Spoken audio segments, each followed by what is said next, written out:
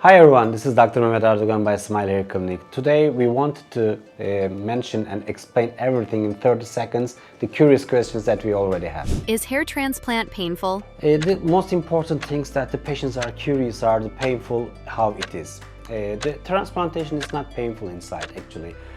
Yes, I was another patient, but I'm talking with the patients every day and they always give the right answer to us that it was better than they were expecting. So we numb the area, we just use some local anesthetic, like 5 minutes for the recipient and for the donor area, then you don't feel the pain. So entire operation is without pain. Is the procedure painful during the operation? A hair transplantation is, somehow painful. We can't say without pain, but during the operation, we start with the donor area and recipient area in a local anesthetic injection. So these numb those areas and you don't feel entire operation without pain. How does local anesthesia help with the pain? During the operation, because we are using the local anesthetic, it affects on the nerve endings and it numbs for nearly 6 to 8 hours. So entire operation is without painful. And after the operation, we don't see the pain too. What about the pain after the surgery?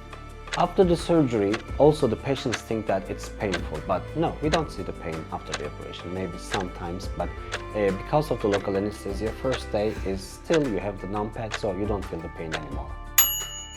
How long does any discomfort last after the transplant? After the operation, I think 2 days, 3 days, maybe you may have some tenderness in the donor area, but in the recipient area, we don't expect any pain. So this period could be managed by some painkillers to be used, but usually we don't see too much painful part complaints from the patient side. What can be done to reduce pain during recovery?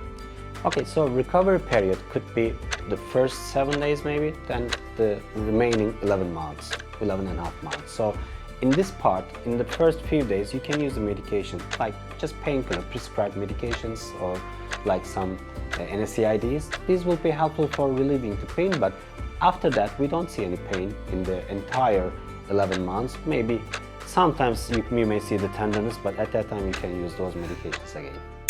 So I tried to answer all the questions in very short timing, but if you still have some questions that you are curious with, just write on the comments or just ask us and we'll try to answer everything in the next episodes. Thank you.